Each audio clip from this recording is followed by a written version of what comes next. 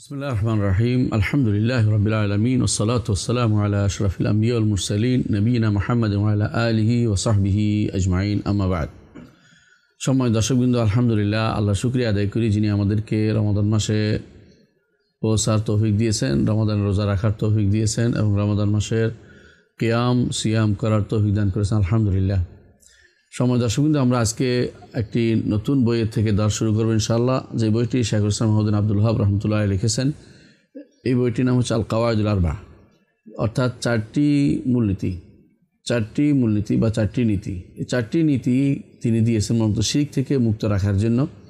শিরক থেকে কিভাবে একজন মানুষ তার তাওহীদকে হেফাজত করবে এবং শিরক থেকে কীভাবে নিজেকে বাঁচানোর জন্য চেষ্টা করবে, বা সন্দেহে দোদুল্যমান যখন থাকে একজন মানুষ যে দুনিয়ার সমস্ত মানুষকে তাহলে শিরক করছে, দুনিয়ার সমস্ত মানুষকে এই করছে ওই করছে, বিভিন্ন রকমের সন্দেহ যখন থাকে, তখন চারটি নীতি দিয়ে তিনি আমাদেরকে শিরক মুক্ত জীবনযাপন করার দিকে পথ নির্দেশনা দিয়েছেন। আলহামদুলিল্লাহ।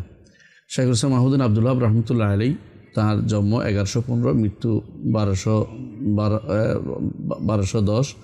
তো শাইখুল ইসলাম মুহাম্মদ আব্দুল ওয়াহাব রাহমাতুল্লাহ আলাইহি তিনি যেই বিষয়টা এখানে তুলে ধরেছেন, আমরা একটু আগেও উল্লেখ করেছি, এটা হচ্ছে তিনি যে জিনিসটা এখানে তুলে ধরেছেন সেটা হচ্ছে কিভাবে তাওহীদকে হেফাজত করবেন। আমাদের অনেক সময় দেখা যায় যে তাওহীদের ব্যাপারে আমরা গুরুত্ব দেই অনেক কিছুই, কিন্তু হেফাজত করার নীতিটা জানি না বলে অনেক সময় তাওহীদে শিরকে পতিত হয়ে যায়। তো শাইখুল ইসলাম মুহাম্মদ আব্দুল ওয়াহাব রাহমাতুল্লাহ আলাইহি, যিনি 1115-তে এসেছেন আমরা বলেছিলাম, আর তিনি মারা গেছেন 1206 হিজরিতে। তো এর মাঝে তিনি তাওহীদের কাজ, তাওহীদের কাজ করেছেন। এবং সেটা এমন এক সময় ছিল যখন আরব উপদ্বীপে পুরোটার মধ্যেই শিরকে ভরপুর হয়ে গিয়েছিল। কবর পূজা চলছিল, মাজার পূজা চলছিল, পীর পূজা চলছিল, দুনিয়ার কোনো পূজা বাদ নাই। এমনকি গর্ত পর্যন্ত পূজা হচ্ছিল, গাছ পূজা হচ্ছিল, বিভিন্ন রকমের। তো শাইখুল ইসলাম মুহাম্মদ আব্দুল ওয়াহাব রাহমাতুল্লাহ আলাইহি সেই সময়ে তিনি দাওয়াতের কাজ করেছেন। আলহামদুলিল্লাহ। এই কঠিন অবস্থায় দাওয়াতের কাজের সেই কাজটি দিয়ে শুরু করেছেন যে কাজটি নবী রাসূলগণ করেছেন। নবী রাসূলগণ যে কোনো দাওয়াতের সূত্রপাত করেছেন তাদের তাওহীদ দিয়ে, তিনি সেই তাওহীদ দিয়ে দাওয়াত দিয়েছেন। সাথে সাথে কিতাব তাওহীদের পরেই তিনি আরও কিছু কাজও করেছেন যেগুলি তাওহীদকে সংরক্ষণ করে, এমন কিছু নীতিও তিনি আমাদেরকে জানিয়েছেন। আজকে আমরা ইনশাআল্লাহ সেই আল কাওয়াইদুল আরবা বিখ্যাত চারটি নীতি, এই চারটি নীতির উপর ইনশাআল্লাহ আমরা আলোচনা করব। দর্শকবৃন্দ, আপনাদের জ্ঞাতার্থে জানাচ্ছি এই চারটি নীতি কিন্তু আমাদের islamhouse.com আছে, অনুবাদ আছে। আমরা আজকে ইনশাআল্লাহ ব্যাখ্যা সহ কিছু আলোচনা করব, সেই জন্য আপনাদেরকে নিয়ে বসেছি ইনশাআল্লাহ। প্রথমেই আমরা দেখি, শেখ বলছেন বিসমিল্লাহির রহমানির রহিম। কাল মুআল্লিফ রাহিমাহুল্লাহ বিসমিল্লাহির রহমানির রহিম। বিসমিল্লাহ দিয়ে তিনি শুরু করেছেন। সাধারণত বিসমিল্লাহ দিয়ে আল্লাহ তাআলা তার কোরআনকে শুরু করেছেন, আর রাসূলুল্লাহ সাল্লাল্লাহু আলাইহি ওয়াসাল্লাম তিনি বিসমিল্লাহ দিয়ে ভালো কাজ শুরু করার প্রতি উৎসাহ দিয়েছেন, উদ্বুদ্ধ করেছেন। এই জন্য আমরা বিসমিল্লাহ দিয়ে তার কাজটা শুরু করতে আমরা দেখতে পাই। যুগ যুগ ধরে আলেমরা বিসমিল্লাহ দিয়েই তাদের বই গ্রন্থ শুরু করেছেন। এই জন্য বিসমিল্লাহির রহমানির রহিম এটা অবশ্যই একটি গুরুত্বপূর্ণ আয়াত কোরআনের, এবং এই কোরআন একটি আয়াত, এই আয়াত দিয়ে তিনি তার গ্রন্থটা শুরু করেছেন। আলহামদুলিল্লাহ। এই শুরুতে তিনি বলছেন, শুরু করার পরেই আসআলুল্লাহ আল করিম রব্বুল আরশিল আযীম, মহান করিম যিনি দানশীল মহান রব্বুল আলামিন, তার কাছে আমরা চাই। করিম তিনি, আসআলুল্লাহ আল করিম রব্বুল আরশিল আযীম, তিনি আরশে আযীমের রব। অর্থাৎ এটা দিয়ে বোঝাচ্ছেন তিনি আরশে আযীমের রব এবং তিনি আরশের উপর রয়েছেন। আরশে আযীমের রব তিনি, আরশ নিজেও আযীম, আমার রব্বুল আলামিন তার থেকেও আর বহুগুণ আযীম। তো আরশ আযীম, আরশটা এত বড় যে আমরা ইতিপূর্বে আপনাদের কাছে আলোচনা করেছিলাম যে আরশের সামনে কুরসি অনেক ছোট, কুরসির সামনে আসমান জমিন আরও অনেক ছোট, আর আসমান জমিনের সামনে আসমান জমিনের তুলনায় আমরা কত ছোট সেটা আমরা নিজেরাই বুঝতে পারি। তাহলে বোঝা গেল তিনি আল্লাহর কাছে চেয়েছেন, এমন এক আল্লাহর কাছে যিনি করিম, তিনি দানশীল, তিনি দান করেন, তিনি সব কিছু দেন, ঈমানও দেন, বন্দাকে তার প্রাপ্তি জিনিস দেন, সাহায্য দেন, যেটা চায় সেটা আকাঙ্ক্ষিত জিনিস দেন, কাঙ্ক্ষিত জিনিস প্রদান করেন, সাহায্য করেন। সে রব্বুল আলামিনের কাছে তিনি চাচ্ছেন, যিনি যে রব আরশুল আযীম, তিনি সমস্ত আরশে আযীমের রব, তিনি বিশাল আযীম আরশ, বড় আরশের তিনি রব। কি চাচ্ছেন এগুলো দিয়ে? এটা দিয়ে দেখুন, আল্লাহর কাছে কোনো কিছু চাওয়ার ক্ষেত্রে রাসূলুল্লাহ সাল্লাল্লাহু আলাইহি ওয়াসাল্লামের আদর্শ এরকম ছিল, তিনি আল্লাহর কাছে চাইতেন আল্লাহর কোনো আল্লাহ তাআলার কোনো গুণবাচক নাম উল্লেখ করে সেটার ওসিলা দিয়ে চাইতেন। যেহেতু আল্লাহর কাছে চেয়েছেন, তার করিম, তিনি আল্লাহ তাআলা করিম এবং তিনি রব, আরশে আযমের রব, এই জন্য নামগুলো উল্লেখ করে তিনি আল্লাহর কাছে চাচ্ছেন এবং এটা কবুল হওয়ার জন্য বেশি উপযোগী। যেটা আমরা জানি যে সমস্ত ওসিলা আল্লাহর নাম এবং গুণ দিয়ে করা হয় সেগুলো আল্লাহর দরবারে কবুল হয় এবং সেটা আমাদেরকে নির্দেশিত একটি ওসিলা। এই জন্য তিনি সেই ওসিলা দিয়ে আল্লাহর কাছে দোয়া করছেন, দোয়া করে বলছেন আইয়াতাওয়াল্লাকা ফিদ দুনিয়া ওয়াল আখিরা, আল্লাহ যেন তোমাকে ওলি হিসাবে গ্রহণ করেন, অর্থাৎ আল্লাহ যেন তোমাকে বন্ধু হিসাবে গ্রহণ করেন দুনিয়া ও আখিরাতে। আসলে আল্লাহর জন্য যে ব্যক্তি আল্লাহকে বন্ধু হিসেবে পাবে তার তো আর প্রাপ্তির কোনো অভাব থাকবে না। আল্লাহ তাআলা নিজে ঘোষণা করছেন যে আল্লাহ ওয়ালিউল্লাযিনা আমানু ইখরাজুহুম মিনাজ যুলুমাতি ইলান নূর, আল্লাহ তাআলা হচ্ছেন বন্ধু, তিনি ঈমানদারদের বন্ধু, যারা ঈমান আনে তাদেরকে অন্ধকার থেকে তিনি আলোর দিকে নিয়ে যান। আর আল্লাহ তাআলা যদি কারো বন্ধু হয় সেখানে তার শত্রুতা যে করবে তার বিরুদ্ধে তিনি নামবেন বলে তিনি ঘোষণা করেছেন হাদিসে কুদসিতে। তিনি বলেছেন যে মান আদা লি ওয়ালিয়ান ফাকাদ আযানতু বিল হারব। সুতরাং আল্লাহর সবচেয়ে বড় প্রাপ্তি হলো আল্লাহ তাআলার সাথে বন্ধুত্ব হওয়া। আল্লাহ তাআলার সাথে বন্ধুত্ব যদি কারো তৈরি হয় সে ব্যক্তি জান্নাতে অবশ্যই যাবে।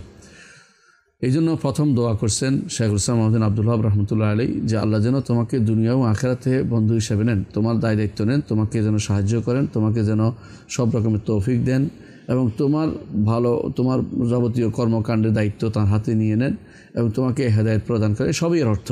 অর্থাৎ সার্বিক দিক থেকে একজন ঈমানদারের একমাত্র প্রিয় বন্ধু হইতে পারে রব্বুল আলামিন।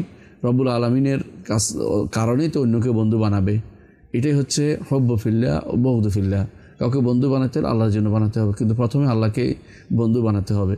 সাহাবায়ে কেরাম দাবি করছিলেন যে আমরা আল্লাহকে ভালোবাসি, আল্লাহকে বন্ধু বানাতে। আল্লাহ তাআলা তখন বললেন কুল ইন কুনতুম তুহিব্বুনাল্লাহ ফাত্তাবিউনি, যদি আল্লাহকে ভালোবাসতে থাকো আমার আনুগত্য করো। অর্থাৎ আল্লাহর ভালোবাসায় রসুলকে ভালোবাসতে হবে। রসুলের ব্যক্তিগত সত্তা বা শরীরের কারণে নয় বা বংশের কারণে নয়, বরং আল্লাহকে ভালোবাসার কারণে মুহাম্মদ রাসূলুল্লাহ সাল্লাল্লাহু আলাইহি সাল্লামকে ভালোবাসতে হবে। এটা হচ্ছে লিগাইরিহি আল হুব্বু লিগাইরিহি আল হুব্বু লিযাতিহি, ভালোবাসা যেটা একান্তভাবে আল্লাহর জন্য হবে সেটা একমাত্র হুব্বু লিযাতিহি এটাকে বলা হয়, বা সত্তাগত ভালোবাসা এটা আল্লাহর জন্য হতে হবে। তো আল্লাহর জন্য আল্লাহকে যে ব্যক্তি ভালোবাসবে আল্লাহ তাকে ভালোবাসবেন, আল্লাহকে যে ব্যক্তি বন্ধু বানাতে চাইবে আল্লাহ তাকে বন্ধু বানাবেন। তো আল্লাহকে বন্ধু বানানোর জন্য আমরা এই জন্য দোয়া করছি আল্লাহ যেন আমাদের প্রত্যেককে যে এই কিতাবটি পড়বে তার উদ্দেশ্য হচ্ছে এটা যে পড়বে এবং যে উদ্দেশ্য নিবে, এখান থেকে হেদায়েত নিবে, আল্লাহ তাআলা যেন তাকে বন্ধু হিসাবে গ্রহণ করেন দুনিয়া ও আখিরাতে। এটা একটি অসাধারণ দোয়া, এই দোয়া আপনাকে জন্য করা হয়েছে। দ্বিতীয় দোয়া করেছে ওয়া ইয়াজআলাকা মুবারাকান আইনামা কুনতা, আল্লাহ যেন আপনাকে অনেক কল্যাণকর বানিয়ে দেন যেখানে আপনি থাকেন। অর্থাৎ আল্লাহ আপনার মধ্যে কল্যাণ দেন, আপনার দ্বারা অন্যকে উপকৃত করেন। আল্লাহ আপনার মধ্যে বরকত দেন, আপনার কর্মকাণ্ডে বরকত দেন, আপনার ঈমানে বরকত দেন, আমলে বরকত দেন, আপনার যাবতীয় নিয়তে বরকত দেন। আর সাথে সাথে আপনি যেখানে থাকেন না কেন সেখানে যেন মানুষ আপনাদের উপকৃত হয়, সেরকম আল্লাহ যেন আপনাকে বানিয়ে দেন। এরকম দোয়া করা জায়েজ আছে, কিন্তু নির্ধারণ করে বলা যাবে না কাউকে যে অনুকের মধ্যে বরকত আছে, নির্ধারণ করে বলা যাবে না।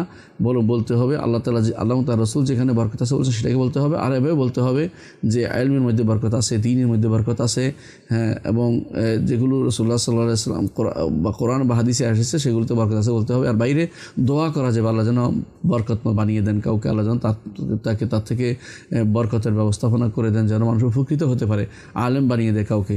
তো এই কিতাব পড়ে কেউ যেন আলেম হতে পারে, কেউ যেন তার দ্বারা উপকৃত হতে পারে, যে কোনো ব্যক্তি যেন এটা দিয়ে অন্যকে বুঝাইতে পারে, সে এটার কারণে সে অন্যরা বরকত লাভ করতে পারে, প্রভূত কল্যাণ লাভ করতে পারে। এই জন্য বরকতের দোয়া করা হয়েছে।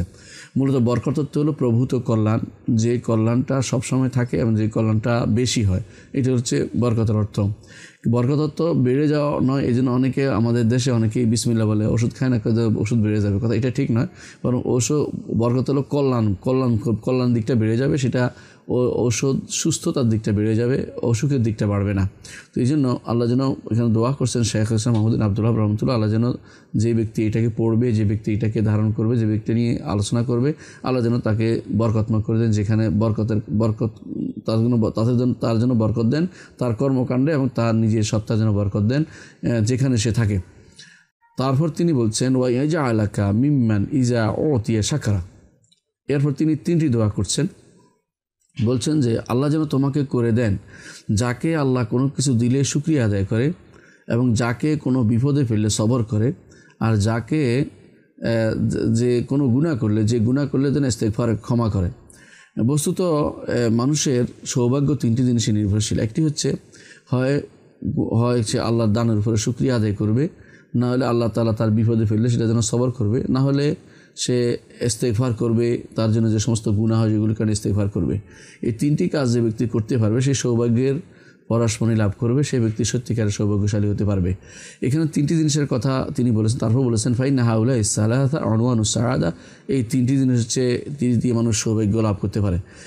শেখুল ইসলাম মাহমুদ্দিন আব্দুল ওয়াহাব রাহমাতুল্লাহ আলাইহি এই 3টি জিনিস তিনি নিয়েছেন ইমাম ইবনুল কাইয়িম রাহমাতুল্লাহ আলাইহির বাদাউল ফাওয়ায়েদ থেকে। ইমাম ইবনুল কাইয়িম রাহমাতুল্লাহ আলাইহির বাদাউল ফাওয়ায়েদ এবং তার ওয়াবিলুস সাইয়্যিব কিতাবের মধ্যে তিনি এই 3টি জিনিসকে উনওয়ানুস সাআদা বা সৌভাগ্যের মাপকাঠি, সৌভাগ্যের শিরোনাম বলে উল্লেখ করেছেন। তো এই 3টি জিনিস একটা হচ্ছে আশ-শুকরু আলাল আতিয়া, আল্লাহ যেটা দিয়েছেন এটার জন্য শুকরিয়া আদায় করা। এটা 3টি জিনিসে এই শুকরের 3টি দিক আছে। একটি হচ্ছে গোপনে সেটাকে আল্লাহর কাছে স্বীকৃতি দেওয়া, যে আল্লাহ তুমি আমাকে দিন দিয়েছো, আমাকে হেদায়েত দিয়েছো, আমাকে ঈমান দিয়েছো, আমাকে সন্তান দিয়েছো। অন্তরের ভিতরে সেটাকে বা মনের ভিতরে সেটাকে যথাযথভাবে সেটাকে ধারণ করা। দ্বিতীয়ত প্রকাশ্যে বলা আল্লাহ আপনি দিয়েছেন এই জন্য আপনার শুকরিয়া আদায় করি। যেমন কোরআনে কারীম আল্লাহ তাআলা বলেছেন তার নবীকে ওয়া আম্মা বিনিআমাতি রাব্বিকা ফাহাদ্দিস, আপনার উপর কি তো আল্লাহ যে নেয়ামত এই কারণে আপনি শুকরিয়া এটা বলে বেড়ান, এগুলো প্রকাশ্যে বলা। আর 3 নম্বর হচ্ছে যে আপনাকে আল্লাহ তাআলা যে নেয়ামত দিয়েছেন এগুলিকে আল্লাহ তাআলার সন্তুষ্টিতে ব্যয় করা। আল্লাহ তাআলা যেখানে সন্তুষ্টি আছে, আল্লাহ তাআলা তিনি যে দিয়েছেন যেটা করলে তিনি খুশি হন, যেটা করলে তিনি ভালোবাসেন, এমন কাজে আল্লাহ তাআলার নেয়ামতকে ব্যয় করা। যদি কেউ করতে পারে তাহলে সত্যিকার অর্থে শুকরিয়া আদায় করেছে 3টি জিনিস করতে পারলে। আর 3টি জিনিসের মধ্যে যেখানে কসুর হবে সেখানে কসুর করেছে। কখনো কখনো মানুষ অন্তরে ধারণ করতে কসুর করে, মুখে বলতে কসুর করে, কখনো কখনো মানুষ সেটা ভালো কাজে ব্যবহার করতে সেটাতে ত্রুটি করে থাকে। তো এই জন্য 3টি পরিপূর্ণভাবে কেউ শুকরিয়া আদায় করতে, আল্লাহ তাআলা কাউকে যখন নেয়ামত দিলে, দান করলে সে নেয়ামতের শুকরিয়া আদায় করতে হলে অন্তরে, মুখে, অর্থাৎ মনে এবং মুখে এবং সেটাকে কর্মকাণ্ডে সে বহিঃপ্রকাশ ঘটাতে হয়। এই হচ্ছে শুকরিয়ার 3টি প্রকার। এটার মধ্যে 3টার একটি শেখ ইসলাম বলছেন যে আল্লাহ যেন তোমাকে বানিয়ে দেয়, আপনাকে বানিয়ে দেয় ও ব্যক্তির অন্তর্ভুক্ত যারা কেউ দান করলে আল্লাহ তারপর দান করা হলে সেজন্য শুকরিয়া আদায় করে। আল্লাহ তাকে অনেক কিছু দিয়েছে সেজন্য শুকরিয়া আদায় করে। বিশেষ করে আল্লাহ তাকে নেয়ামতুল ঈমান দিয়েছে, নেয়ামতুল সিহা দিয়েছে, নেয়ামতুল আওলাদ দিয়েছে, নেয়ামতুল আমওয়াল দিয়েছে, সন্তানের, সম্পদের, ঈমানের, আমলের, এগুলি শুকরিয়া দিয়েছে। এগুলি অন্তরে ধারণ করা, মুখে বলা এবং এগুলি দিয়ে আল্লাহ তাআলা যেখানে সন্তুষ্ট, আল্লাহ তাআলা যেখানে সন্তুষ্ট, যেখানে আল্লাহ তাআলা খুশি সেখানে তার জীবনটা ব্যয় করা, এই ব্যক্তির অন্তর্ভুক্ত করতে তিনি আমাদের জন্য দোয়া করেছেন।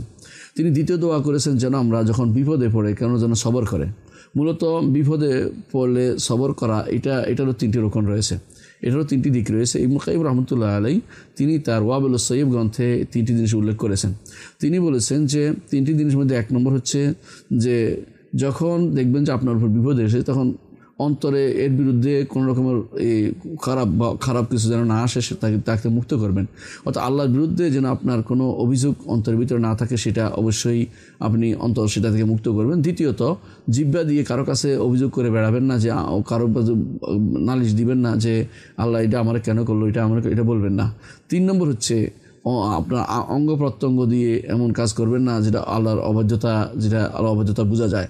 যেমন অনেক সময় মানুষ বিপদে পড়লে নিজের জামা ছিঁড়ে ফেলে, নিজের কাপড় ছিঁড়ে ফেলে, নিজের গালে চাপড়াতে থাকে অথবা চুল ছিঁড়তে থাকে, এই জাতীয় কাজগুলি করে। এগুলো সবই হচ্ছে বিপদে পড়ে সবর করার বিরোধী। তো বিপদে পড়ে সবর করার 3টি দিক আছে। এই 3টি দিক যেন আল্লাহ তাআলা পরিপূর্ণ আমাদের দেয়। শেখুল ইসলাম মাহমুদ আব্দুল ওয়াহাব তিনি আমাদের জন্য সেই জন্য দোয়া করেছেন। তারপর তিনি বলেছেন এবং যে ব্যক্তি গুনাহ করলে যেন আবার ইস্তেগফার করে, গুনাহ করে যেন ইস্তেগফার করে সেই জন্য তিনি দোয়া করেছেন ওই যে আজনাবে ইস্তাগফারা। কারণ গুনাহ করলে সেখানেও 3টি জিনিস আছে গুনাহ থেকে তওবা করার জন্য। এক নম্বর হচ্ছে যে গুণাটিতে সে আছে সেটা অবশ্যই ছাড়তে হবে। আর আগে যেগুলো হয়ে গেছে এগুলোর জন্য, আগে যে সমস্ত সেগুলোর জন্য নিজেকে লজ্জিত হতে হবে এবং সেটা নিজেকে তিরস্কার করতে হবে এবং যে গুণাটি আছে গুণার সাথে সাথে ছেড়ে দিতে হবে।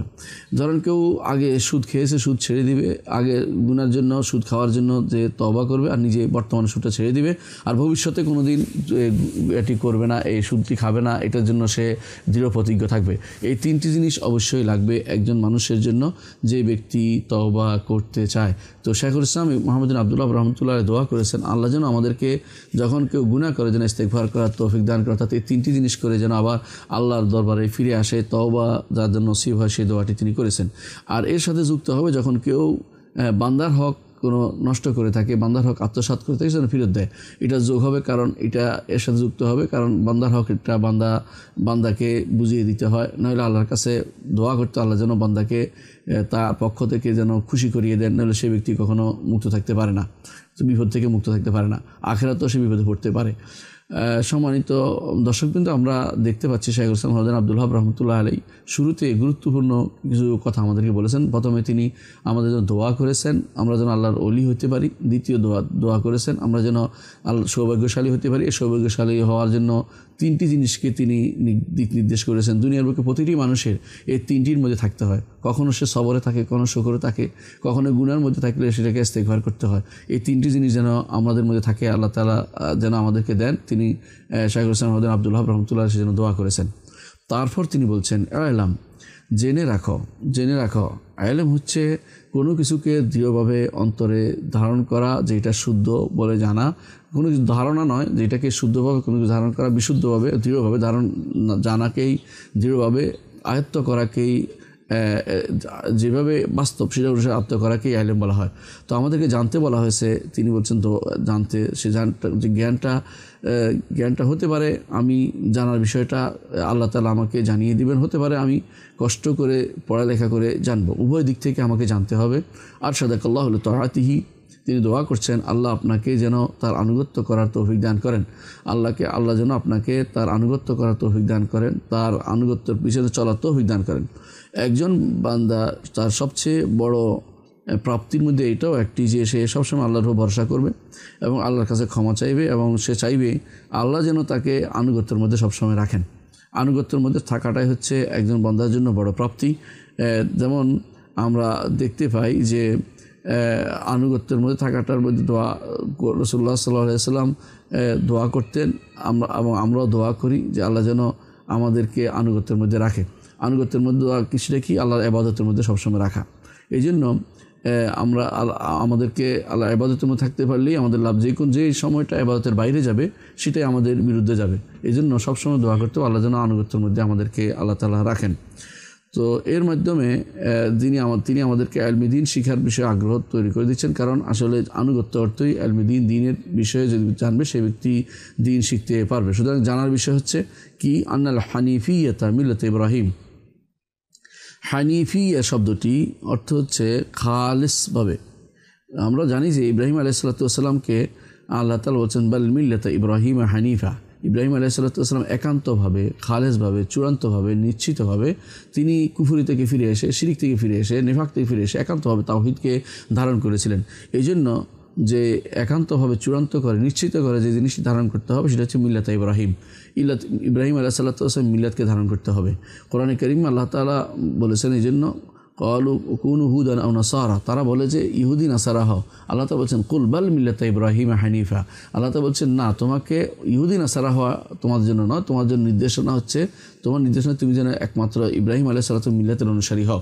এই জন্য প্রতিদিন সকালবেলা দোয়ার মধ্যে আমরা বলে থাকি যে দোয়াটা আমরা করতে, তার মধ্যে আছে আসবাহনা আলা ফিতরাতিল ইসলাম ওয়া কালিমাতিল ইখলাস ওয়া আলা মিল্লাতি আবিনা ইব্রাহিম ওয়া কালিমাতুল্লাহ ওয়া আলা মিল্লাতি আবিনা ইব্রাহিম হানিফা মুসলিমা ওয়া মা কানা মিনাল মুশরিকিন।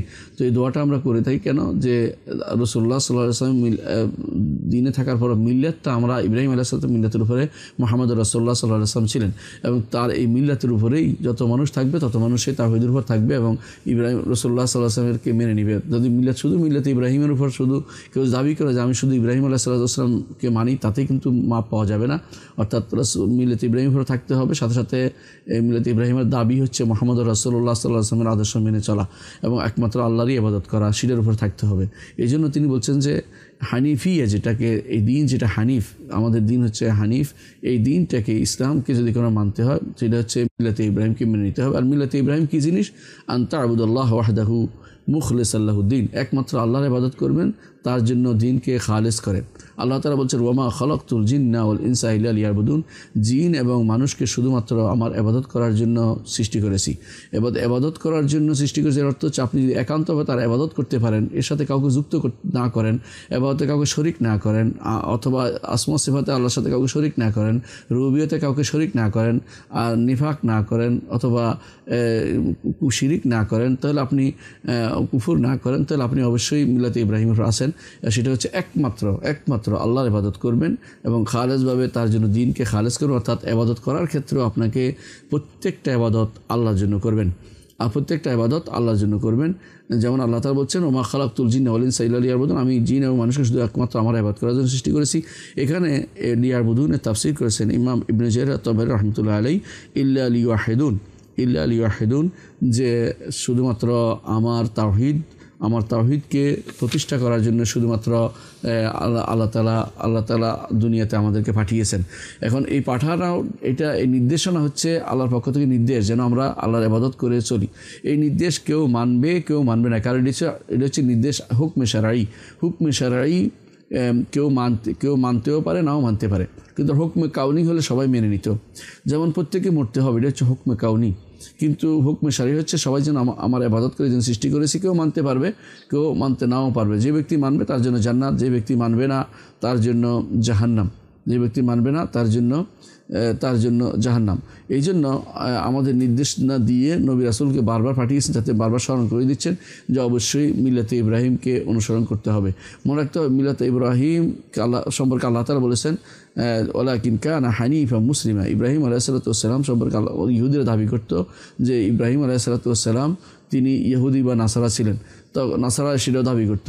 আল্লাহ তাআলা তখন আয়াত নাজিল করে বললেন মা কানা ইব্রাহিম ইহুদিয়্যান ওয়ালা নাসরানিয়ান ওয়ালাকিন কানা হানিফা মুসলিমা, ইব্রাহিম আলাইহিস সালাতু ওয়াস সালাম কোন ইহুদি ছিলেন না, নাসারা ছিলেন, তিনি হানিফ মুসলিম ছিলেন। অর্থাৎ অন্য দিক থেকে হানিফ অর্থ হলো ঝুঁকে গেছেন, কিসের দিকে? মিল্লাত ইব্রাহিম, তিনি ঝুঁকে গেছেন দ্বীনে কাওয়িম, ইসলামের দিকে তিনি মুসলিম ছিলেন। এটাই এখানে এটা দ্বারা প্রমাণিত হচ্ছে। অন্য কোনো দিকে অন্য কোনো ইবাদত তিনি করতেন না, একমাত্র আল্লাহর ইবাদত তিনি করতেন।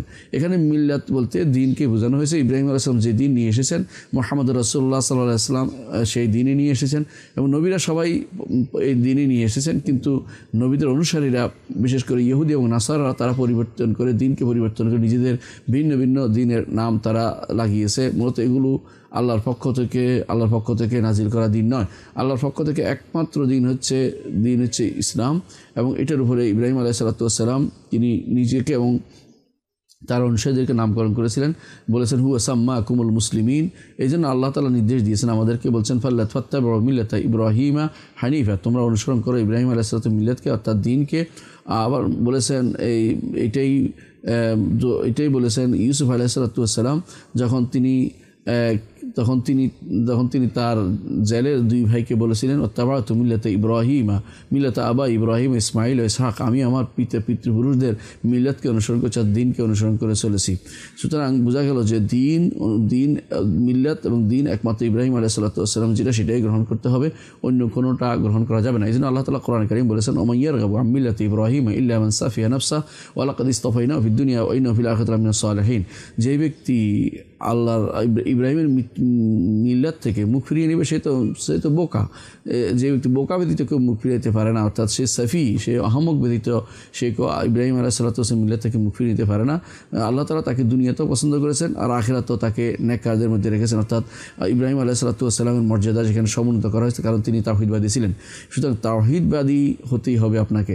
এখানে বলা হয়েছে সবশেষে যে ওয়া মা খালাকতুল জিন্না ওয়াল ইনসা ইল্লা লিয়াবুদুন, যেন ইবাদত করার জন্য আমাদেরকে আল্লাহ তাআলা সৃষ্টি করেছেন। ইবাদত কী জিনিস? ইবাদত হচ্ছে মূলত ইবাদত শব্দের অভিধানিক অর্থ হচ্ছে বিনয়ী হওয়া এবং খুদু, নিজেকে বিনয় হওয়া এবং নিজেকে নত রাখা, বিনয়ী এবং নত রাখা।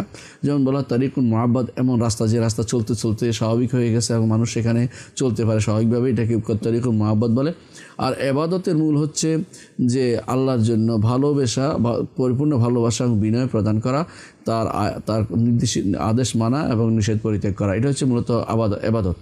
আর ইবাদত এটা হচ্ছে ব্যাপক অর্থে, আর বিশেষ অর্থে হচ্ছে ইসমুল জামিউ লিকুল্লি মা ইউহিব্বুল্লাহু ওয়া ইয়ারদাহু মিনাল আকওয়াল ওয়াল আ'মাল আয-যাহিরা ওয়াল বাতিনা, যেটা শাইখ হুসাইন ইবনে তাইমিয়া রাহমাতুল্লাহ আলাইহি উল্লেখ করেছেন। অর্থাৎ এমন কিছু কাজের নাম, এমন কিছু কথার নাম যেগুলো প্রকাশ্য অপ্রকাশ্য হতে পারে, যেগুলো আল্লাহ ভালোবাসেন এবং পছন্দ করেন।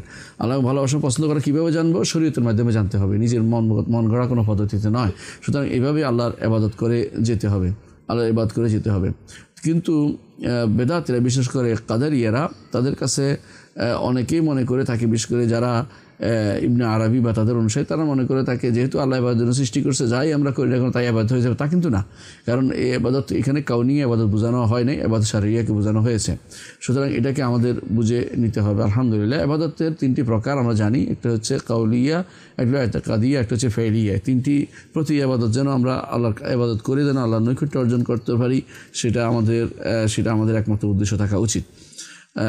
সময় দর্শকবৃন্দ, এর ফল মুখলিসিনা যেটাকে বলেছে ইখলাস সাথে যেন করি, তো সেটা কি? সেটা হচ্ছে ইখলাস হচ্ছে এটা যে বান্দা আল্লাহ সন্তুষ্টি চাইবে এবং সওয়াব চাইবে, দুনিয়ার কোনো নেতৃত্ব, কর্তৃত্ব বা নাম বা যশ চাইবে না। এটা যদি চায় সে, তাহলে সেই ব্যক্তি তার ইখলাস থেকে মুক্ত বিবেচিত হবে এবং তার ইবাদত আল্লাহর দরবারে গ্রহণযোগ্য হবে না। এই জন্য ইখলাসের সাথে ইবাদত করতে হবে। এক নম্বর কাজ, মিল্লাতে ইব্রাহিম যদি অনুসরণ করতে হয় তাহলে তাওহীদটা থাকতে হবে। আর তাওহীদ হচ্ছে একান্তভাবে আল্লাহর জন্য ইবাদত করা এবং তার জন্য দিনকে খালেস করা, কোনোভাবেই যেন সেখানে কোনো শিরিক ঢুকতে না পারে, সেখানে কোনো রিয়া ঢুকতে না পারে, সেখানে শোনানোর কোনো উদ্দেশ্য ঢুকতে না পারে, নিফাক কুফর কোনো কিছু ঢুকতে না পারে। এই ব্যাপারে সবসময় সচেতন থাকা এবং সাবধান থাকা।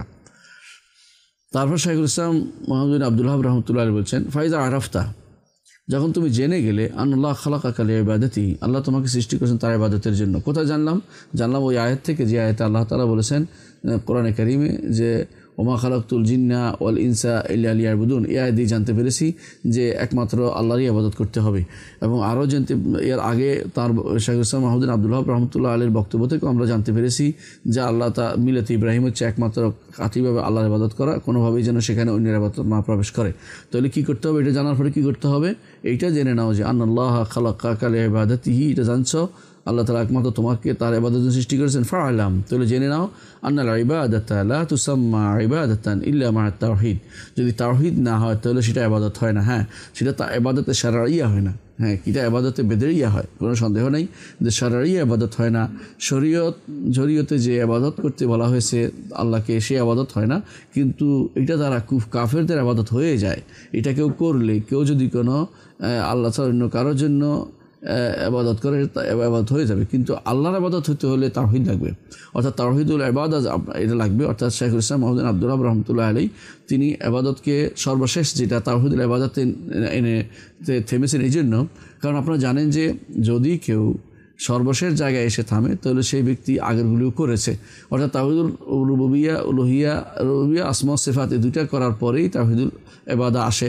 সেই জন্য কেউ যদি তাওহীদুল ইবাদা করে সে ব্যক্তি অবশ্যই তাওহীদুল রুবুবিয়্যাহ এবং আসমা সিফাতকে স্বীকৃতি দিয়েছে। এই জন্য তিনি বলছেন যে ইবাদাত লা তুসাম্মা ইবাদা ইল্লা মা তাওহীদ, তাওহীদ যতক্ষণ কমপ্লিট না হবে তাহলে ততক্ষণ পর্যন্ত শারঈ ইবাদত হয় না, তবে কুফরি ইবাদত হয়, শিরকি ইবাদত হয় এবং তার মাধ্যমে একজন মুশরিক হতে পারে। অনুরূপভাবে তিনি বলছেন কামা আন্না সালাত লা তুসাম্মা সালাতান ইল্লা মা তাহারা, যেমনি একজন মানুষ একজন সালাতকে সালাত নাম করা যায় না তাহারাত ব্যতীত, ততক্ষণ পর্যন্ত সেটা আল্লাহর জন্য ইবাদত হতে হলে অবশ্যই তাওহীদ লাগবেই, নাহলে সেটা ইবাদত হবে না। যেমনিভাবে যদি পবিত্রতা না থাকে সেটা সালাত হিসেবে গণ্য হবে না। হ্যাঁ, যদি পড়ে কেউ কী হবে, সেটা যদি অঙ্গ কিছু হয়, সালাতের কোনো অংশ হয়, তাহলে শিরিক হয়ে যাবে। ধরেন কারো অজু নাই, সালাত পড়ছে, সালাত হয় নাই, কিন্তু কারো অজু নাই কিন্তু সে সিজদা করছে, কবরে সিজদা হয়ে যাবে, শিরিক হয়ে যাবে। তাহলে এটা বুঝতে হবে যে সালাত শারঈ ওই সময় হবে যখন তাহার পবিত্রতার সাথে এসে সালাতটা আদায় করা হবে। কিন্তু সালাতে শারঈ যদি কোনো না হয়, সালাতে বেদঈ বা সালাতে শিরকি সালাত হইতে কোনো আপত্তি নেই, সেটা হয়ে যাবে, কিন্তু আল্লাহর দরবার সেটা গ্রহণযোগ্য হবে না, বরং ঈমান ধারা হবে এবং সে জাহান্নামের কীট বলে বিবেচিত হবে যতক্ষণ পর্যন্ত না তওবা করে ফিরে না আসছে ঈমানের দিকে।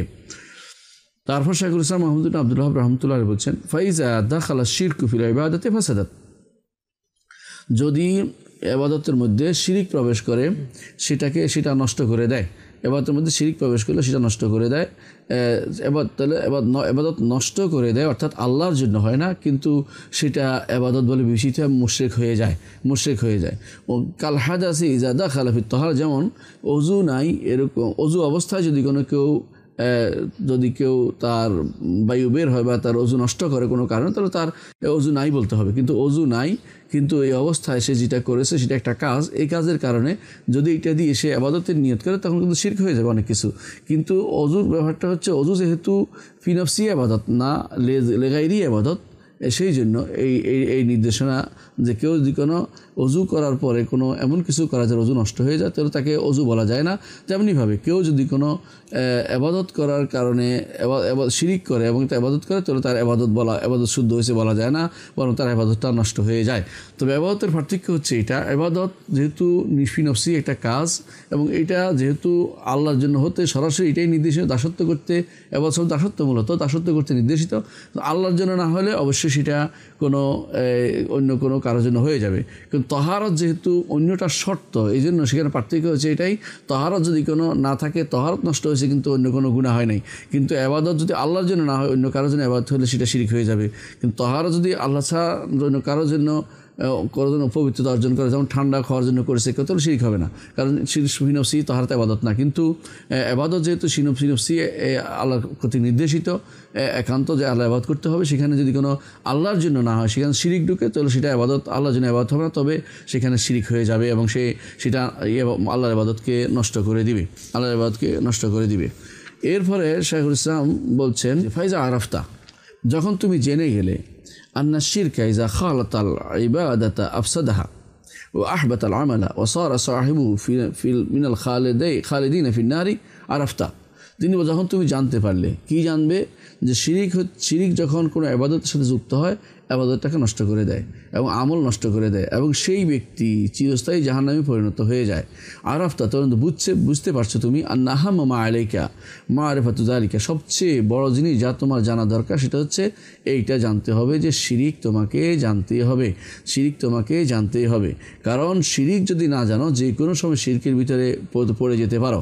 কারণ কবি বলেছেন আরাফতু শাররা লা লিশাররি ওয়ালাকিন লিতাওয়াক্কিহি, আমি খারাপ জেনেছি খারাপ করার জন্য নয়, খারাপ থেকে নিজেকে মুক্ত রাখার জন্য।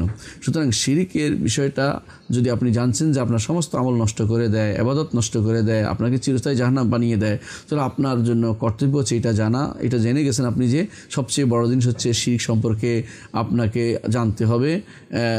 এটা জানতে হবে আপনাকে কেন, লাআল্লাহ ইউখাল্লিসাকা মিন হাযিহি শাবাকা, আল্লাহ যেন এই নেটওয়ার্ক থেকে আপনাকে বের করে নিয়ে, শিরকের যে জাল আছে, জাল থেকে আপনাকে ছিন্ন করে আলাদা বের করে দেয়।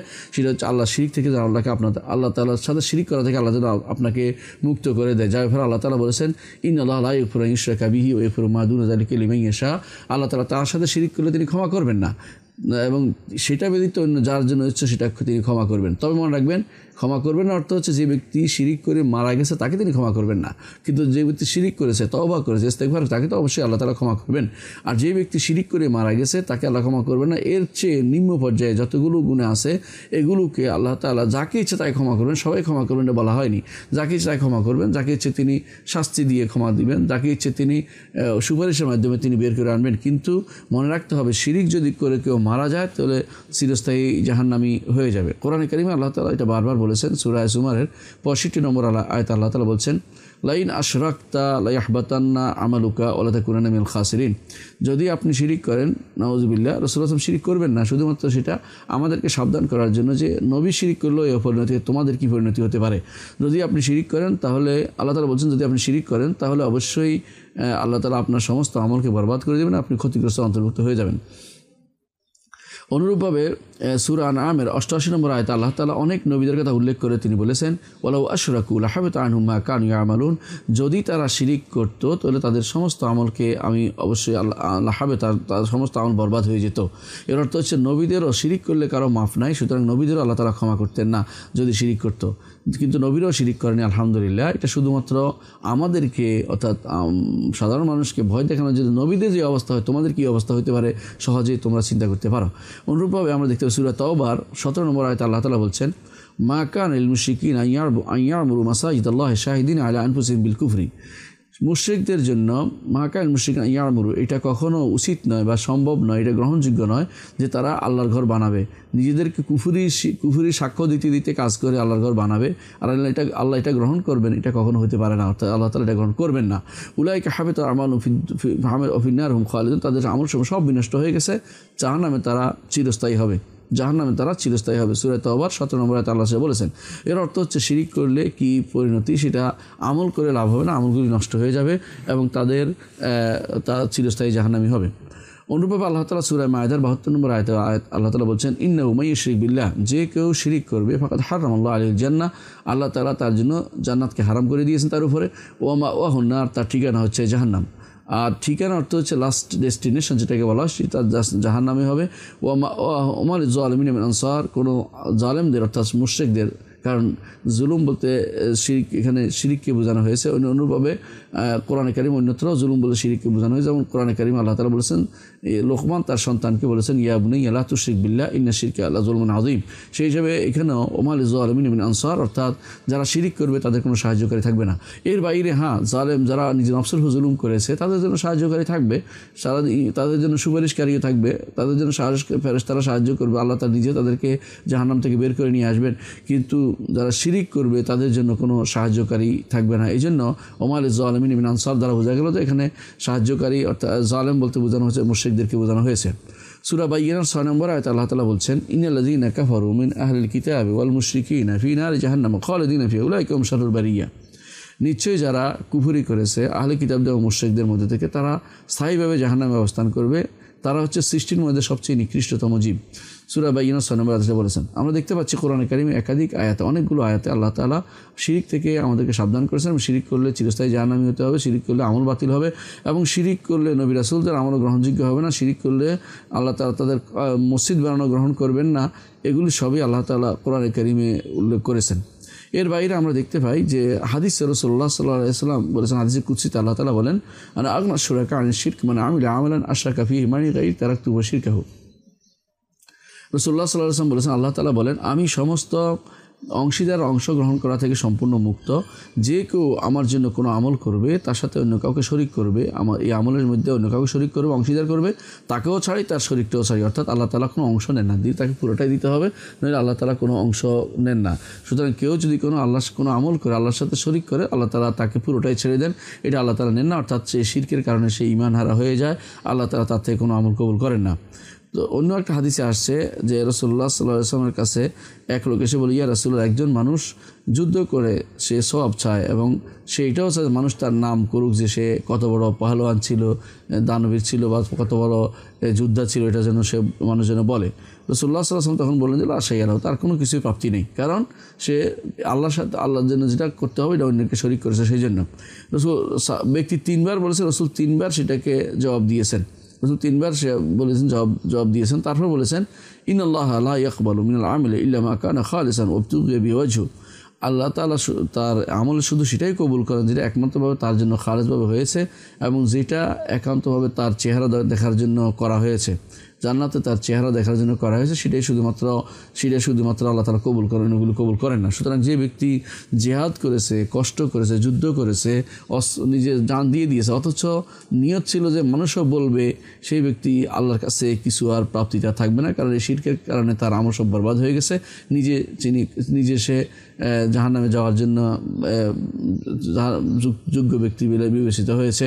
হ্যাঁ, যদি সে তওবা করে যেতে পারে আল্লাহ তাআলা তাকে ক্ষমা করবেন, নাহলে তাকে আল্লাহ তাআলা ক্ষমা করবেন। আল্লাহ বলেছেন ইন্নাল্লাহা লা ইয়াগফিরু আন ইউশরাকা বিহি, তার সাথে কেউ শরীক করলে আল্লাহ তাআলা ক্ষমা করবেন না। ওয়া ইয়াগফিরু মা দুনা যালিকা লিমান ইয়াশা, যে এটা ব্যতীত অর্থাৎ শিরিকের চেয়ে নিম্ন পর্যায়ে যা আছে তা তিনি যার জন্য ইচ্ছা তাকে তিনি ক্ষমা করবেন।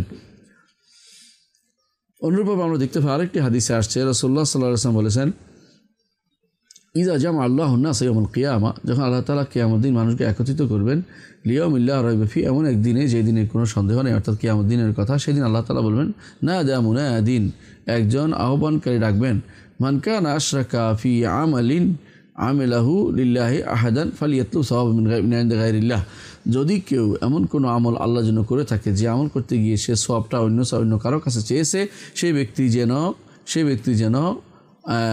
তার সওয়াব যেন অন্যের কাছে চায়। ফাইনাল্লাহ আগনা শুরাকা আনি শিরক, আল্লাহ তাআলা অংশ নেওয়া থেকে তিনি সম্পূর্ণ মুক্ত। এই শাইখুল আলবানী হাদিসটিকে হাসান বলেছেন। অর্থ হচ্ছে এই হাদিস দ্বারা বোঝা যাচ্ছে যে কিয়ামতের দিন এভাবে যারা আমল করে মনে করছে আল্লাহকে অংশীদার করবে, অন্যকে অংশীদার করছে, এর মধ্যে আল্লাহ এবং অন্যকে একসাথে রাখছে, সেই ব্যক্তির আমল কবুল হবে না। কিয়ামতের দিন তাকে অপমানিত করা হবে এবং বলা হবে যার কাছে সওয়াব তুমি চেয়েছো ওই ব্যক্তির কাছে যাও, আমি অংশ নিব না, আমার কাছে অংশ পাইতে পারো না, তোমার পুরোটাই দিয়ে দিলাম, ওই কাছ থেকে তুমি সওয়াব নিতে চেষ্টা করো। কিন্তু কেউ সওয়াব দিবে না, সেদিন শুধুমাত্র তার পিছনে হেঁটে হেঁটে জাহান্নামে চলে যেতে হবে। যেমন রাসূলুল্লাহ সাল্লাল্লাহু আলাইহি ওয়াসাল্লাম হাদিসে এসেছে যে হাশরের মাঠে যে যার ইবাদত করত তাকে সেরকম ছবি বানিয়ে দেওয়া হবে, তার পিছনে হাঁটতে হাঁটতে সে জাহান্নামে চলে যাবে। সহিহ মুসলিমের হাদিসে সেটা এসেছে। আরেকটা হাদিস আমরা দেখতে পাই, রাসূলুল্লাহ সাল্লাল্লাহু আলাইহি ওয়াসাল্লাম বলেছেন মান মাতা ইউশরিকু বিল্লাহি শাইআন দাখালান নার, যে কেউ আল্লাহর সাথে কোনো কিছু সামান্যতম শরীক করবে, সামান্যতম শরীক যে ব্যক্তি করবে সে ব্যক্তি জাহান্নামে যাবে। ওয়াকুলতু আনা, অর্থাৎ আব্দুল্লাহ বিন মাসউদ বলেছেন মান মাতা লা ইউশরিকু বিল্লাহি শাইআন দাখালাল জান্নাহ, যে ব্যক্তি আল্লাহর সাথে কোনো শরীক করবে সে ব্যক্তি জান্নাতে প্রবেশ করবে। আরেকটি হাদিস জাবির ইবনে আব্দুল্লাহ রাদিয়াল্লাহু বর্ণিত, তিনি বলেন সামি'তু রাসূলুল্লাহ সাল্লাল্লাহু আলাইহি ওয়াসাল্লাম ইয়াকুল, আমি রাসূলুল্লাহ সাল্লাল্লাহু আলাইহি ওয়াসাল্লাম বলতে শুনেছি মান লাকিয়া আল্লাহ লা ইউশরিকু বিহি শাইআন দাখালাল জান্নাতা ওয়া মান লাকিয়াহু ইউশরিক বিহি শাইআন দাখালান নার, যে কেউ আল্লাহর সাথে শরীক না করা অবস্থায় আল্লাহর সাথে সাক্ষাৎ করবে জান্নাতে প্রবেশ করবে, আর যে কেউ আল্লাহর সাথে শরীক করে আল্লাহর সাথে সাক্ষাৎ করতে যাবে সে ব্যক্তি জাহান্নামে প্রবেশ করবে। এর দ্বারা বোঝা গেল শিরিক হচ্ছে সবচেয়ে বড় জুলুম এবং সবচেয়ে বড় নিকৃষ্টতম কাজ এবং সবচেয়ে ঘৃণিত জিনিস। যে ব্যক্তি আল্লাহর কাছে এটা সবচেয়ে ঘৃণিত, যে ব্যক্তি আল্লাহ তাআলা সন্তুষ্টি চায় সেই জন্য আল্লাহ তাআলা যেটা ঘৃণা করে সেটাকে পরিত্যাগ করে। আল্লাহ তাআলা শিরকে ঘৃণা করে, অপছন্দ করে, শিরকের কারণে তিনি ক্রোধান্বিত হন এবং এর কারণে দুনিয়া ও আখিরাতে তিনি শাস্তির ব্যবস্থাপনা করে দেন। এই জন্য আল্লাহ তাআলা জানিয়ে দিয়েছেন যে মুশরিকরা নাফাক, তাদের অন্তরও নাফাক, তাদের যে সমস্ত কোরবানি আছে বা যে সমস্ত জবে আছে সেগুলোও নাফাক, সেগুলো খাওয়া যায় না, তাদের সাথে তাদের বিয়ে শাদিও করা যায় না, এবং কি তাদের সাথে আত্মার সম্পর্ক রাখা যায় না, এবং তাদেরকে আল্লাহ তাআলা তার নিজের শত্রু হিসেবে ঘোষণা করেছেন, মালায়েকাদের শত্রু হিসেবে ঘোষণা করেছেন, রাসূলদের শত্রু হিসেবে ঘোষণা করেছেন, ঈমানদারদের শত্রু হিসেবে ঘোষণা করেছেন। আর তাদের জন্য যদি যুদ্ধে জয়লাভ করতে পারে, ইমামের সঠিক নেতৃত্বে যুদ্ধ করা হয়, তাহলে এই মুশরিক যারা তাদের সন্তান এবং সম্পদ এবং তাদের স্ত্রীদেরকে মুসলিমদের জন্য বৈধতা দিয়েছেন। কারণ শিরিক হচ্ছে শিরিক করা হচ্ছে আল্লাহ তাআলার হককে নষ্ট করা এবং আল্লাহ তাআলার উলুহিয়তকে, আল্লাহ তাআলার আজমতকে, বড়ত্বকে ছোট করে তোলা এবং রব্বুল আলামিন সম্পর্কে খারাপ ধারণা পোষণ করা। ইবনে কাইয়িম রাহমাতুল্লাহ আলাইহি তার গাছতুল আমানের বক্তব্যটি বলেছেন।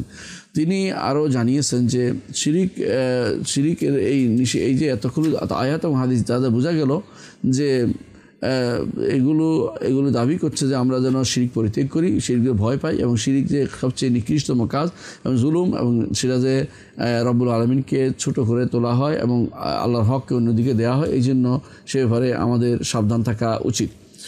আল্লাহ তাআলা বলেছেন সুম্মাল্লাযিনা কাফারু বিরাব্বিহিম ইয়াদিলুন, যারা কাফের তারা আল্লাহর সাথে শরীক করে থাকে। ইমানদার কখনো আল্লাহর সাথে শরিক করে না। অর্থাৎ যেই ব্যক্তি কাফের কুফরি করবে সে ব্যক্তি আল্লাহর সাথে শরিক করবে, কারণ আল্লাহর সাথে তার ইবাদতে অন্য কাউকে সাদৃশ্যে নিয়ে আসে।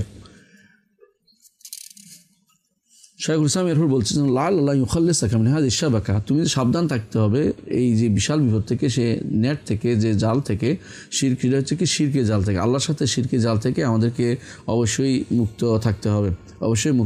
আল্লাহ তাআলা বলেছেন ইন্নাল্লাহা লা ইয়াগফিরু আন ইউশরাকা বিহি ওয়া ইয়াগফিরু মা দুনা যালিকা লিমান ইয়াশা, কেউ যদি শিরিক করে তাহলে আল্লাহ তাআলা তাকে ক্ষমা করবেন না, এর নিচু গুনাহগুলো ক্ষমা করবেন যদি কোনো তিনি ইচ্ছা করেন হাসরের দিন। কিন্তু গুনাহ করে শিরিক করে কবরে গেছে, তওবা করে নাই, ফিরে আসে নাই দিনের দিকে, ইমানের দিকে, তাহলে সেই ব্যক্তি কোনো দিনে ক্ষমা পাবে না, চিরস্থায়ী জাহান্নামী হবে। আমরা দেখতে পাই সূরা আরাফে আল্লাহ তাআলা উল্লেখ করেছেন, যখন আরাফে যখন থাকবে তারা দেখতে পাবে জাহান্নামীরা ডেকে বলবে জান্নাতীদেরকে যে আমাদের উপর জান্নাতীকে বলবে আমাদের উপর পানি দিন, অথবা আল্লাহ দিক দিয়ে সেটা দিন। তখন জান্নাতীরা বলবে ইন্নাল্লাহা হারামাহুম আলাল কাফিরিন, আল্লাহ তাআলা এগুলিকে কাফেরদের জন্য নেয়ামতকে হারাম করে দিয়েছেন। অনুরূপভাবে আমরা কোরআন কারীমে দেখতে পাই তো আল্লাহ তাআলা বলেছেন যে মুশরিক তার কোনো মুক্তি নেই। যেমন আল্লাহ তাআলা বলছেন হুনাফা লিল্লাহি গায়রা মুশরিকিনা বিহি, যে একান্তভাবে আল্লাহ নির্দেশ দিচ্ছেন যেন একান্তভাবে আল্লাহর জন্য হানিফ হিসেবে ইবাদত করা হয় এবং আল্লাহর সাথে কোনো শরীক করা না হয়।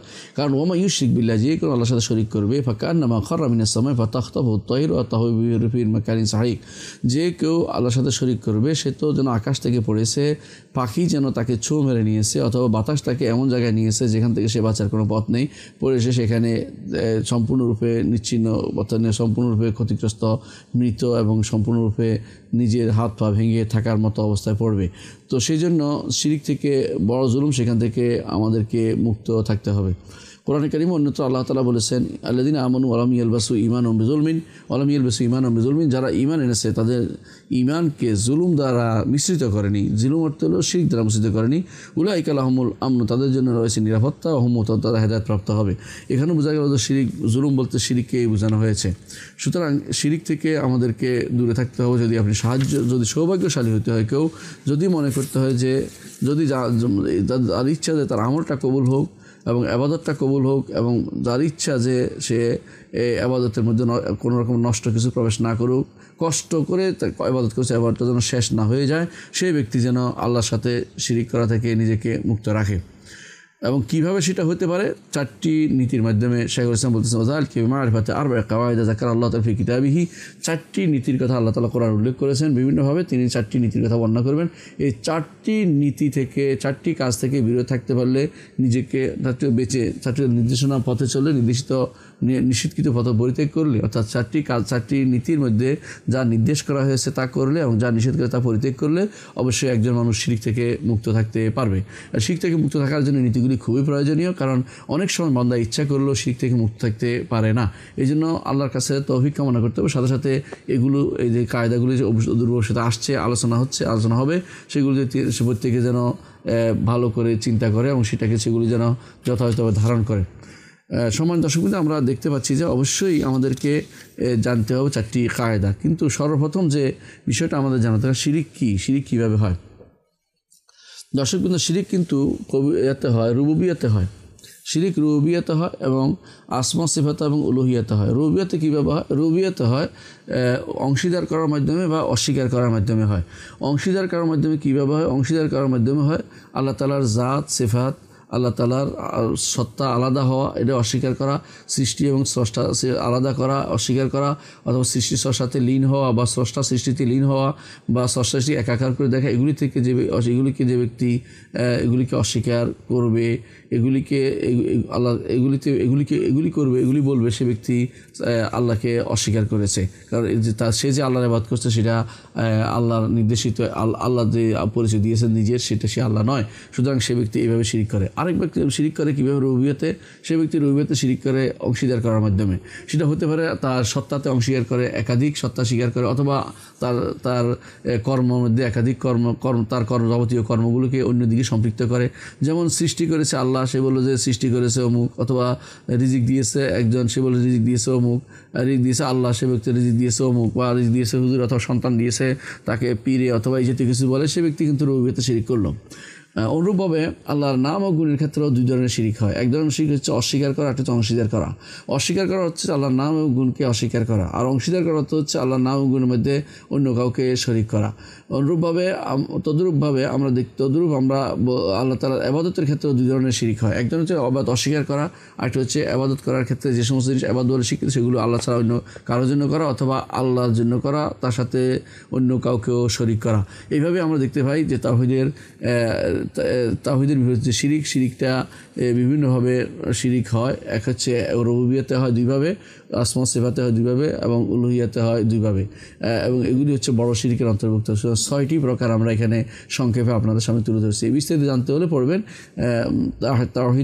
তাওহীদুল মুফিদ লিল ইমাম আল মাকরিজি। ইমাম মাকরিজি রহমতুল্লাহ আলাইহি কিতাব আছে তাজরিদ আত-তাওহীদ আল মুফিদ, সেটা পড়বেন। অথবা ইমাম ইবনুল কাইয়িম রহমতুল্লাহ আলাইহির আদ-দাওয়া ওয়াদ-দাওয়া গ্রন্থে সেখানে তিনি বিস্তারিত উল্লেখ করেছেন শিরিক কীভাবে হয় এবং তাতে কীভাবে মুক্ত হতে হয়। তো আমরা আলোচনা করব ইনশাআল্লাহ আগামী ক্লাসে। প্রথম কায়দা থেকে আলোচনা করি। আজকে আমরা একটু পড়ে নিই ইনশাআল্লাহ। সেটা কি? আল কায়দাতুল উলা।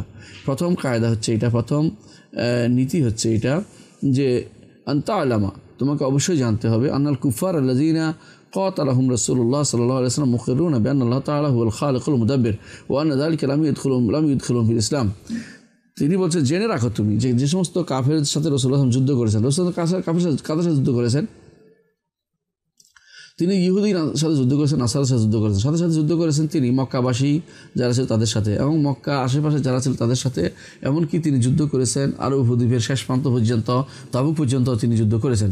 এই যুদ্ধের সময় যাদের বিরুদ্ধে তিনি যুদ্ধ করেছেন, এই যুদ্ধে যারা রাসূলের বিরুদ্ধে করতো তারা কিন্তু একটা জিনিস স্বীকার করতো। সেটা কি স্বীকার করতো?